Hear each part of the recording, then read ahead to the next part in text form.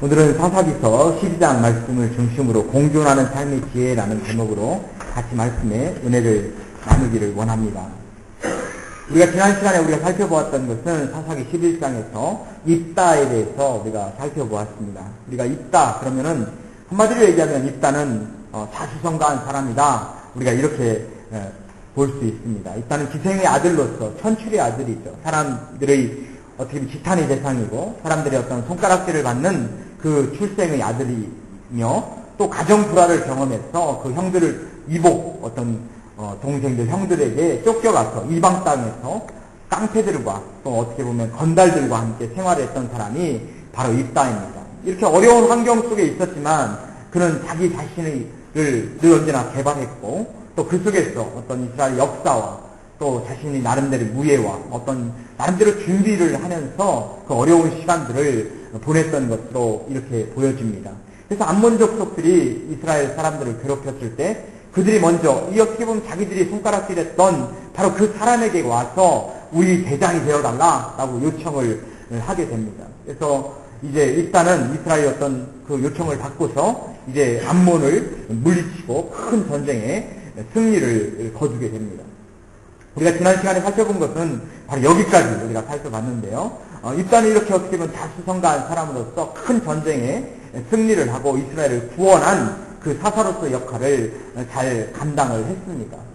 바로 이러한 입다의 어떤 출세를 바라보면서 입다가 전쟁에서 승리했다라고 하는 그 소식을 바라보면서 모든 이스라엘 사람들이 다 기뻐했지만 기뻐하지 않은 족속들이 딱 하나 있습니다. 그것이 바로 누구냐면 바로 에브라임 지파입니다.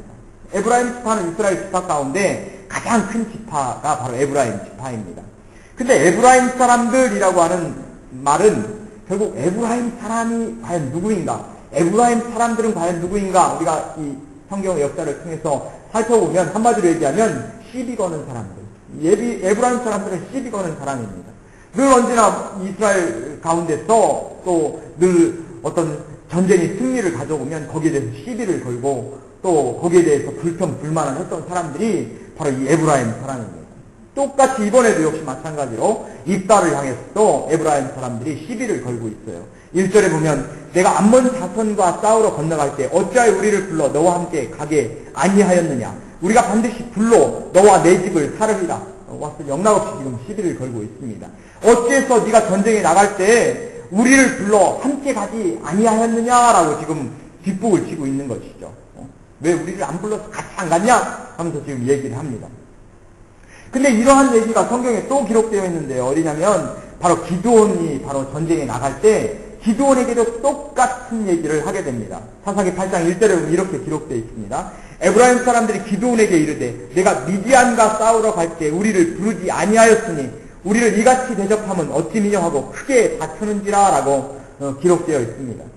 즉 12장 1절과 8장 1절을 보면 어떻게 보면 그 내용 자체가 거의 비슷한 것을 살펴봅니다. 왜 우리를 안 불렀느냐? 왜 우리를 빼놓고 갔느냐? 라고 지금 이야기를 하고 또 거기에 대해서 크게 문제를 지금 부각시키고 있는 것이 바로 이 에브라임 사람들의 특징입니다. 이때 기드온은 이 말을 듣고서 기드온은 관대한 사람이고 또 기드온은 나름대로 회유를 할 줄 아는 어떤 정치적인 능력을 가지고 있는 바로 그런 사람이었어요. 이 말을 듣고서도 이 기드온은 그들을 잘 어누고 달랩니다. 그래서 사사기 8장 2절에는 이렇게 기록되어 있습니다. 기드온이 그들에게 이르되 나의 이제 행한 일이 너희의 한 것에 비교되겠느냐? 에브라임이 끝물 포도가 아비에셀이 만물 포도보다 낫지 아니하냐라고 이렇게 얘기를 합니다. 이 말을 듣고서 에브라임 사람들이 이제 시비가 끝나고 이제 그들과 어떤 큰 문제가 없이 기드온과 문제가 없이 마지막 정복을 전쟁을 성공적으로 마치게 됨을 우리가 지지난 시간을 통해서 우리는 살펴봤습니다.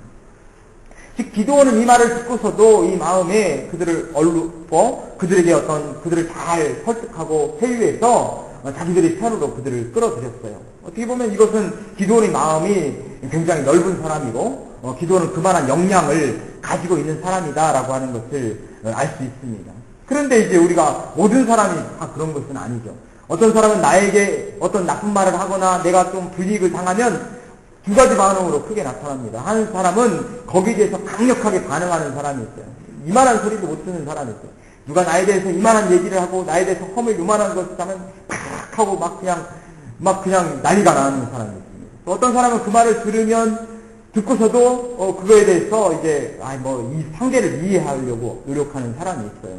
지금 기드온이라고 하는 사람은 그 상대를 향해서 상대의 어떤 환경을 이해하고 또 어떤 그걸 자꾸 이해하려고 하는 마음으로 그 말을 들은 것이죠. 그래서 그들을 잘 좋은 쪽으로 자신들이 가지고 있는 역량을 10분 발휘해서 그들을 좋은 쪽으로 인도해내는 모습을 살펴봅니다.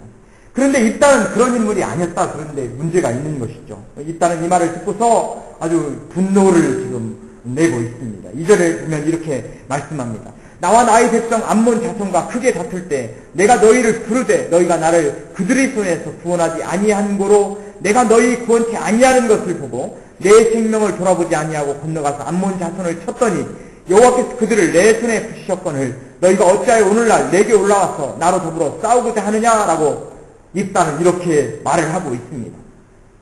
내가 암몬 자손하고 싸울 때 내가 너희를 불러서 나를 좀 도와달라 하고 이미 구원을 요청했다라고 지금 이야기를 합니다. 구원을 요청했는데도 불구하고 너희들이 나한테 오지 않았고 그 결과 내가 죽을 힘을 다해서 내가 싸웠다. 그 결과 내가 암몬 족속을 물리칠 수 있었다. 라고 지금 강력하게 자기 입장을 지금 이야기를 하고 있습니다. 이건 아주 굉장히 큰 대조죠.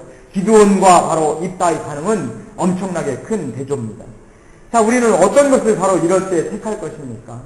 내 자신이 삶 가운데 늘 언제나 사람과의 관계 속에서 우리는 문제가 있을 수 있고 또 늘 언제나 또 주변에 있는 가족 간의 관계 속에서 문제가 있을 수가 있는데 또 국가 간에도 역시 마찬가지로 문제가 있을 수 있는데 그것을 과연 우리는 어떤 쪽으로 내가 가지고 있는 역량을 펼 것인가 라고 하는 것에 따라서 엄청난 다른 결과들을 가져올 수 있다라고 하는 것이죠. 기드온은 평화를 원했어요. 같이 협력하는 방법을 그는 추구합니다. 그러나 입다는 그렇지 않습니다. 단칼에 가서 그들을 다 깨부시는 그런 강경책을 그는 쓰고 있습니다. 근데 우리가 쭉 보면 싸우면은 누구 손해입니까? 부부간에도 그렇잖아요. 싸우면 누구 손해예요? 싸우면은 내 손해죠. 가만히 보면. 가령 예를 들어 저녁 시간 열심히 하루 종일 일하고 와서 집에서 이제 좀 평화로운 시간, 또 가장 좋은 시간 아니에요? 저녁 시간에 서로 이야기를 나누면 달콩달콩 또 좋은 시간을 가져야 되는데 말을 하다가 보면 또 팍 또 이제 또 감정이 상해지는 경우 있잖아요. 그럴 때마다 얼마나 손해입니까? 내가 이 좋은 시간, 내가 편하게 쉬고 하루를 생각하면서 또 오늘은 내가 휴식을 취해야 될 그 시간에 말다툼을 하고 이 내 시간을 그 평화를 깨뜨린다는 것처럼 어리석은 것이 없는 거죠. 서로 싸우면 누구 손해예요? 서로 손해가 있는 얘기죠. 내가 감정을 드러내고 싸우면 서로가 손해인 것이죠. 지금 기드온은 그걸 알았어요. 서로가 싸우면 손해라는 것. 그래서 그걸 지금 기드온은 잘 그들을 설득시키고 이해하는 방법을 나갑니다. 그러나 지금 입다는 그렇지 않았어요. 입다는 강경책으로 저놈들 그래 내가 도와달라고 할 때는 안 도와주고 그래 지금 어디서 지금 딴소리를 해 하면서 지금 군대를 동원해서 그들을 지금 깨부시러 올라갑니다. 4절에 보면 입다가 길르앗 사람을 다 모으고 에브라임과 싸웠더니 길르앗 사람들이 에브라임을 쳐서 파하였으니 이는 에브라임의 말이 너희 길르앗 사람은 본래 에브라임에서 도망한 자로서 에브라임과 므낫세 중에 있다 하였음이라 라고 지금 이야기를 합니다. 길르앗 사람을 다 동원했어요. 자기가 길르앗에 속해 있는 사람이기 때문에 길르앗 사람을 다 동원합니다. 그러고 나서 에브라임을 향해서 지금 진군해서 그들과 전쟁을 벌입니다. 근데 그 전쟁의 이유가 어디에 있습니까? 우리를 위해 전쟁에 안 끼워줬느냐? 이건 어떻게 보면 충분히 이야기할 수 있는 얘기죠. 그런데 지금 입다 입장에서는 우리가 불렀지만 너희들이 안 왔다라고 서로 이야기를 합니다. 거기까지는 서로의 입장이 다르기 때문에 오해가 있을 수도 있고 그런데요. 지금 군대를 동원해서 그들을 물리치러 간 이유에 대해서 성경은 다르게 지금 이야기를 해놓고 있습니다. 에브라임의 말이 너희 길르앗 사람은 본래 에브라임에게서 도망한 자로서 에브라임과 므낫세 중에 있다 하였습니다. 지금 이게 지금 포인트입니다. 전쟁에 왜 우리를 끼워주지 아니하였느냐? 이것도 하나의 큰 포인트 중에 하나지만 그러나 그보다 더 중요한 이슈는 바로 이 에브라임 사람들이 바로 입다와 또 길르앗 사람들이 가지고 있는 가장 치명적인 약점에 공격을 가했다는 거예요. 그것이 바로 아주 큰 어떻게 보면 분노를 일으키는 겁니다. 길앗 사람들 에브라임으로 도망한 자다. 도망한 자. 입다 입장에서는 자기가 도망한 자 아닙니까? 자기 형제들을 피해서 도망한 사람들이란 말이죠.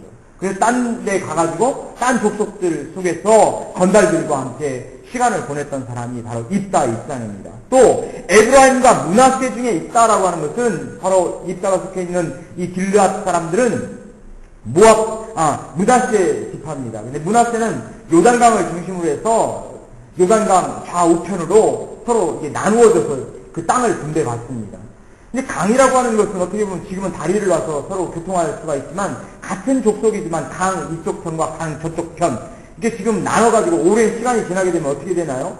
같은 족속이지만 서로의 어떤 문화와 어떤 그런 지리적인 환경 여러 가지 여건 속에서 이게 바뀌게 되는 것이죠. 그래서 이들은 므낫세지만 한쪽 에브라임 지파에도 살고 한쪽은 므낫세 지파 속에서 나름대로 이렇게 분리가 돼서 지금 살아가는 어떤 그런 입장에 처해 있었단 말이죠. 근데 그것을 그들이 어떤 민족들이 가지고 있는 족속이 가지고 있는 약점 그런 것들을 치명적인 약점들 또 감추고 싶은 것들 이런 것들에 대해서 이제 공격을 가하는 것이죠. 공격을 가하니까 우리 치부를 드러내 하면서 이제 이 길앗 사람들이 똘똘 뭉쳐가지고 지금 그 에브라임 지파를 향해서 지금 전쟁을 벌이고 있는 것입니다. 어떻게 보면 전쟁할 때도 그렇고 사람과의 관계 속에서 서로 이야기를 하고 하다가 보면 감정도 상하고 서로 어떤 좀 잘 마음도 안 맞고 그래서 좀 그런 점 또 싫어하는 감정이 생길 수도 있고 그럴 수 있는데요. 그랬을 때 어떤 사람들 그런 사람이 있어요. 여태까지 들었던 모든 약점들을 머릿속에 다 기억해 놓습니다. 기억해 놨다가 문제가 생기면 그걸 사람들한테 가가지고 그냥 막 이야기를 하는 거예요. 여태까지 좋을 때 들었던 그런 좋을 때는 막 이런 얘기도 하고 저런 얘기도 하고 다 그렇지 않습니까? 자기 가정 얘기도 하고 또 자기 아픔 얘기도 하고 다 좋을 때는 괜찮아요. 서로 잘 들어준단 말이죠. 그랬어 하면서 맞아 하면서 서로 서로 이해하는 척 하면서 마음 열어놓고 그래 다 얘기해 하면서 다 들어주는 것처럼 이렇게 얘기한단 말이죠. 그러면 다 얘기해요. 그런데 문제가 딱 이제 서로 관계가 나쁘게 되면 어떡합니까? 이제 또 그 사람하고 관계 안 좋은 사람 꼭 찾아가는 거예요. 그 사람 참 이상해. 그 사람 꼭 욕했던 사람 꼭 찾아가는 거예요. 거기 가서 그 사람이 뭐 하면서 또 이제 다 얘기합니다. 이건 어떻게 보면 아주 더티한 거죠. 한마디로 얘기하면. 자기가 말을 안 해야 될 것까지도 가서 그게 다 얘기한단 말이죠. 그 사람 어떻게 보면 좋을 때 가졌던 그런 것들을 그냥 막 다 얘기하는 거죠. 한 귀로 듣고 한 귀로 흘려야 되는데 너무 기억력이 좋으면 어떻게 보면 이럴 때 문제가 돼요. 예전에 라스트 모히간이라고 하는 영화를 한번 본 적이 있는데요. 그 영화를 보면서 참 많은 생각을 했습니다. 영국 군대하고 프랑스 군대하고 이제 서로 전투를 벌이는데요. 영국 군대가 성 안에 갇혀요. 프랑스 군대가 그 성을 포위합니다. 그래서 이 영국 군대가 어떤 밖에와 접촉을 하고 어떻게 보면 이 포위가 된 상황에서 그걸 극복해 보려고 막 거기서 모든 노력을 다 하지만 그 방법이 없는 거예요. 그런데 이제 그때 이제 어떻게 해야 되냐 우리가 결사항전에서 여기서 다 죽느냐 마느냐 이제 그런 순간에 지금 있을 때 프랑스 그 대장이 그 전령을 보내서 그 영국 군대하고 접촉을 시도합니다. 뭐라고 그러냐면 네가 이 성을 지어주고 영국으로 딱 떠나는 것을 약속을 하면 그러면 너희들의 테러를 우리가 열어주겠다. 딱 얘기를 해요. 그러면서 이제 영국에서 그걸 받아들입니다. 영국 군인들이. 받아들이게 되고 또 그들이 프랑스 군인이 보는 앞에서 그들이 쫙 해서 그들이 테러를 열어서 영국으로 돌아가는 모습을 제가 딱 봤어요. 그런 걸 보면서 야 굉장히 신사적이다. 전쟁을 하는데도 어떻게 저렇게 신사적일까? 우리 같았으면 어떡합니까? 그래 가가지고 손자병법이나 뭐 이런 거 보면 다 그런 얘기죠. 그래서 처음에는 그래 맞아 거기는 다 속이는 게 외국 영화에 보면 그 군인 싸움도 이렇게 멋있게 하는데 이 손자병법 그 다음에 뭐 이렇게 또 삼국지 이런 거 보면 서로 겉으로는 막 하면서 그래 우리가 열어줄게 하고 그래 하면서 열어주면 뒤통수 가서 때리는 거 이게 바로 어떻게 보면 동양식 전투의 방법이 바로 그 뒤통수 때리는 거 그런 걸 우리가 어떻게 보면 많이 보는데요. 이 라스트 모히간 그 영화 속에서 야 저렇게 서로 간에 싸움을 하는데도 저렇게 깨끗하게 이렇게 싸움을 하는구나 생각을 하면서 어떻게 보면 참 굉장히 깊은 감명을 받았습니다. 지금 입다와 지금 에브라임과의 이 전쟁, 길르앗과 에브라임과의 전쟁은 뭐가 문제입니까? 에브라임 뭘 공격한 거예요? 말을 안 해야 될 것을 한 것이 그게 문제가 되는 것이죠. 치부를 안 드러내야 될 것을 그냥 넘어가야 될 것을 그걸 드러내니까 이제 감정이 상해버리는 겁니다. 감정이 상해버리고 비열함을 느껴버리는 거예요. 상대에 대해서. 이제 그렇게 되니까 이제 군인들 다 동원해가지고 이제 전면전으로 그들을 다 지금 깨부수는 어떤 그런 모습들이 지금 나타나게 됩니다. 어쨌든 자 이제 그 전투가 어떻게 됩니까? 6절에 보면 이렇게 얘기합니다. 그에게 이르기를 십볼렛이라 하라 하여 에브라임 사람이 능히 구음을 바로 하지 못하고 십볼렛이라 하면 길앗 사람이 곧 그를 잡아서 요단 나루턱에서 죽였더라. 그때 에브라임 사람의 죽은 자가 46,000명이었더라. 우리가 많이 듣던 그런 얘기입니다. 이제 에브라임 사람이 도망을 하는데요. 나루턱에서 입다 군인들이 길앗 사람들이 한번 십볼렛 해봐 이렇게 얘기하면 얘네들이 에브라임 사람들은 십볼렛 이 말을 못하는 거예요. 그러면서 뭐라고 얘기합니다. 십볼렛 이렇게 얘기하는 거예요. 이건 뭐 경상도 사람들 우리 군대에서 그런 거 많이 하지 않습니까? 쌀 해봐 그럼 쌀 해버리니까 달. 그래가지고 군인들 특히 경상도 출신들 군대 신병들 딱 오잖아요. 그럼 고참들이 헤이 신병 컴온 이리 와 그러면 딱 가서 씁니다. 쌀 해봐 쌀 해버리니까 달. 그래서 경상도 애들 중에 그렇게 하는 애들도 있는데 많은 애들이 쌀 발음을 잘 못해요. 똑같은 얘기죠. 십볼렛 해보라니까 엉뚱한 소리 지금 그 발음을 지금 하고 있지 못하잖아요. 그래서 요란 나루턱에서 마지막 42,000명이나 되는 이 에브라임 사람들을 다 죽이게 됩니다. 그 엄청난 비극이 이스라엘 민족 간에 어떻게 보면 내전이죠. 내전이 발생해서 엄청난 피해를 이렇게 당하는 것을 우리는 살펴보게 됩니다. 우리가 이 소리를 보면서 우리 참 여러 가지 많은 것들을 배울 수가 있는데요. 그것은 바로 이 서로 싸우면 손해라는 거죠. 서로 싸우면 손해입니다. 가급적이면 싸움 피하는 게 좋고요. 또 마음에 담고 서로 상처 있는 말 할 수도 있고 안 할 수도 있고 그냥 시간이 지나면 또 좋아질 수도 있잖아요. 근데 입으로 그냥 내뱉어버리면 그러면 시간이 좋아져도 앙금이 앙금이 있기 때문에 이제 그것을 우리가 쉽게 다 아물게 할 수 없습니다. 깨진 항아리 본드로 붙여놓으면 뭐합니까? 역시 마찬가지 깨진 자국 그대로 남기 때문에 참 큰 문제죠. 요즘 기술이 발달해서 그 깨진 것도 안 깨진 것처럼 잘 하는 그 한국 사람 기술 대단합니다. 이 도자기 깨진 것도 그걸 잘 붙여가지고 접합시켜서 안 깨진 것처럼 그렇게 하는 사람들이 전문가들 그쪽 부분들. 어쨌든 그런 기술이 우리에게 또 필요한지 몰라요. 근데 더 중요한 것은 안 깨는 것이 더 중요한 거죠. 안 깨면 그런 노력도 필요 없는 것이고요. 그래서 또 한 가지가 뭡니까? 우리가 어떤 상대에 대해서 이 비판이라고 하는 거 그런 것들은 좀 조심해야 됩니다. 왜냐면은 우리는 다 허물을 가지고 있어요. 예수님께서 늘 말씀하시기를 그래서 비판하지 말라. 남의 허물을 먼저 보지 말고 내 허물을 먼저 보라고 말씀하시지 않습니까? 다 허물을 가지고 있기 때문에 상대의 허물만 보기 시작하면 이제는 이제 문제가 생기게 되는 거예요. 지난번에 1박 2일을 보니까 아주 재밌는 거를 하더라고요. 하나는 강호동 팀과 그러면 또 하나는 그 젊은 애들 뭐 이승기 뭐 해가지고 애들 팀이 이렇게 딱 나눴어요. 나눠가지고 이제 강호동하고 그쪽 그 이승기가 아니라 다른 애 하나 있는데 걔하고 이제 해가지고 자기 동료들한테 전화를 해가지고 동료들을 2명을 더 각각 픽업을 해가지고 자기 목적지까지 가는 거예요.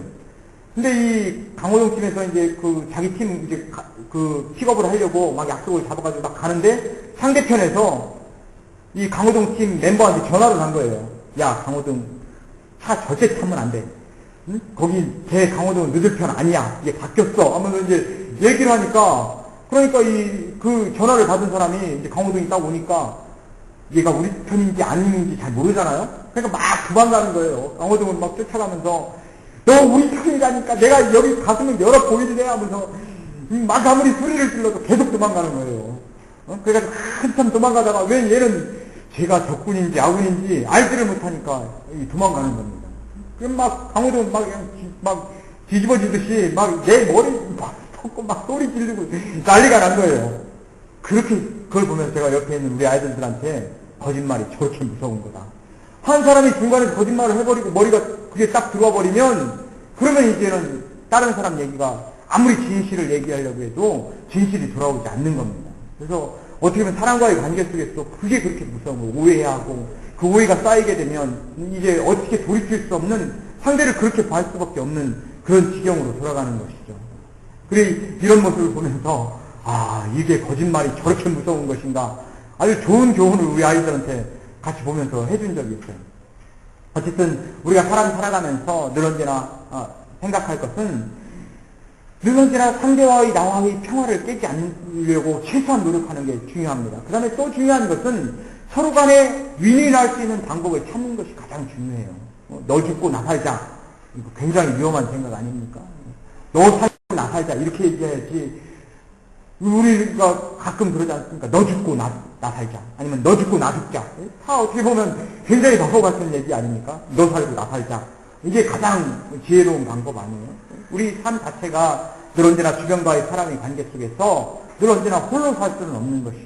우리는 늘 언제나 누군가에 의지해서 살아갈 수밖에 없는 것이 바로 우리들의 모습입니다. 우리가 정글 속 깊은 곳에 들어가서 혼자 살지 못하면 늘 언제나 우리는 어울려 살 수밖에 없는 것이 우리들의 모습인데요. 근데 가장 지혜롭게 어울려 살 수 있는 방법은 뭡니까? 그것은 윈윈하는 것이죠. 너도 살고 나도 살자. 그렇게 해야지 서로 의지가 되는 거고, 그렇게 해야지 결국 그 속에서 나의 존재를 확인할 수 있는 것이니까요. 근데 지금 에브라임과 입사의 전쟁은 뭡니까? 너 죽고 나 죽자. 너를 죽여야 내가 살자라고 하는 어떤 그러한 모습들이 결국 이러한 엄청난 인간의 비극을 만들어내고 있는 것을 우리는 살펴봅니다. 우리는 지혜가 필요한 것이죠. 이런 모습들을 보면서 타산지석으로 우리는 살을 수 있는 것이죠. 그런데 가족 간에도, 부부 간에도 마찬가지죠. 서로 간에 사이가 좋으면 더 발전적인 방법으로 나아갈 수 있는데 서로 사이가 나빠지면 서로 소모적인 경쟁을 할 수밖에 없는 것입니다. 나의 라이벌도 마찬가지죠. 그들과 경쟁을 하게 되면 소모적인 전쟁을 할 수밖에 없는 것이죠. 남북관계도 역시 마찬가지 아닙니까? 우리가 군비에 들어가는 그 엄청난 비용을 복지로 돌린다고 한번 생각해 보세요. 대한민국, 뉴질랜드만큼 더 좋은 복지 유지할 수 있는 경제력이 있는 나라죠. 근데 그렇게 못하는 거 아닙니까? 그러는데도 불구하고 전쟁해야 된다고 막 지금 생각하고 저놈들 때려 부셔야 된다 이 생각하는 거. 나한테 돌아올 것은 아무것도 없는데 결국 싸우면 손해다 이런 얘기죠. 감정을 누그러뜨리는 게 중요하죠. 감정을 누그러뜨리고 지혜롭게 생각하는 것이 중요합니다. 우리 삶 가운데, 주변의 삶 가운데 마찬가지죠. 서로 공생할 수 있고 서로 윈윈할 수 있는 방법을 찾아가는 지혜가 우리에게 필요합니다. 그래서 늘 언제나 우리의 평화를 유지하고 그 속에서 함께 살아갈 수 있는 그런 우리 모두가 되실 수 있기를 주님의 이름으로 간절히 축원드립니다. 이제 그 뒤에 보면 이제 사사, 쪼무레기 사사들이 또 나오는데요. 그 누구냐면 입산이라는 사사가 압돈이라고 하는 또 엘론이라고 하는 사사들의 이야기가 나오는데요. 9절 말씀을 보면 이렇게 말씀합니다. 그가, 즉 여기는 지금 입산을 얘기합니다. 그가 아들 30과 딸 30을 두었더니 딸들은 타국으로 시집 보내었고 아들들을 위하여는 타국에서 여자 30을 데려왔더라. 입산이라고 하는 사람의 업적을 얘기하면서 다른 업적은 별로 없습니다. 아들 30과 딸 30을 두었다. 가만히 보면 이게 좋은 얘기입니까? 나쁜 얘기입니까? 우리가 입산이라고 하는 사람은 짤막하게 지금 한 줄, 두 줄밖에 지금 기록이 안 돼 있어요. 아들 30과 딸 30을 두었다. 어떻게 보면 아들 30, 딸 30을 두었다는 것은 굉장히 이 사람의 가문이 번창했다는 것을 의미합니다. 많은 자녀들을 두었고 그 속에서 그는 그렇게 엄청난 축복을 받았다라고 하는 것을 의미해요. 근데 입산의 이야기는 뭡니까? 그 출생부터 시작해서 가서 깡패들하고 어울려 살았다. 그 다음에 또 와가지고 장로들이 찾아왔고 그 다음에 담모하고 전쟁을 벌였고 그 다음에 에브라임하고 전쟁을 벌였고 그 이야기가 많은 부분을 기록되어 있지만 그게 행복한 스토리가 아니라 이런 얘기죠. 얼마나 안 들어가도 돼야 될 스토리가 거기에 많이 들어가 있는 것이죠. 우리가 이런 것을 보면서 그러나 입사는 그렇지 않습니다. 아들 30과 딸 30을 줬다. 우리 스토리가 하나님 앞에서 저 사람은 태어나서 행복하게 살다가 행복하게 죽었다. 이 얘기가 많이 기록돼야지. 해밀턴 누구 그러면 그 사람 옛날부터 스토리가 쭉 나오는 사람은 어떻게 보면 그 사람 이야기가 많았다는 얘기죠. 좋은 이야기보다는 나쁜 이야기가 많았다는 얘기죠. 그 사람 그러면 그 사람은 해밀턴에 와서 행복하게 살다가 아이들하고 뭐 이렇게 해서 행복하게 살다 행복하게 갔다. 가장 행복한 스토리죠. 우리 이야기가 짧게 되기를 바랍니다. 그 사람 하면 잘다 해가지고 뭐 몇 년 전부터 시작해서 몇 년 전까지 이야기가 끊임이 없으면 그건 골치 아픈 사람이죠. 그런데요, 이렇게 하나님께서 그에게 축복을 해주셨는데요. 딸들은 타국으로 시집을 보내었고 아들들을 위하여는 타국에서 여자 30을 데려왔더라. 이게 문제인 거죠. 행복하게 살긴 살았는데 딸들은 외국으로, 즉 이방 족속들한테 시집을 보냈고 주변에 살고 있는 이방 족속에 시집을 보냈고 타국에서 여자 30을 또한 데려왔고 어떻게 보면 통혼을 했다라고 하는 것을 의미하는 것이죠. 그만큼 하나님께서 그들에게 축복을 베풀어 주셨고 엄청난 축복을 누린 전쟁도 없어요. 축복을 누렸음에도 불구하고 점차 시간이 가면 어떻게 됩니까? 종교적으로, 영적으로 분별력이 사라져갔음을 우리는 살펴볼 수 있습니다. 행복한 삶을 누렸고 번영의 삶을 누렸는데 그 결과 어떻게 됩니까? 점점 갈 때 하나님과의 관계가 점점 멀어져감을 우리는 살펴보게 됩니다. 사사기 역사 전체가 그렇습니다. 하나님께서 그들에게 번영을 하게 해주시고 하나님께 축복을 해주시면 가면 갈수록 하나님과의 관계가 멀어져 갑니다. 바로 이스라엘이 역시 마찬가지로 똑같이 그런 방향으로 지금 가고 있습니다. 그 다음에 압돈이라고 하는 사사도 역시 마찬가지로 똑같이 그렇게 기록되어 있습니다. 14절에 보면 그에게 아들 30과 손자 30이 있어서 어린 낙이 70피를 탔었더라 라고 기록되어 있습니다. 아들 40과 손자 30. 여기는 아까는 30이었는데 40 더하죠. 이제 하나님께서 더 큰 축복을 내려주셨어요. 엄청나게 자손이 번창할 수 있는 그런 축복을 베풀어 주셨는데요. 근데 또 뒤에 가면 또 문제입니다. 앞에는 좋은데 또 뒤에 가면 문제.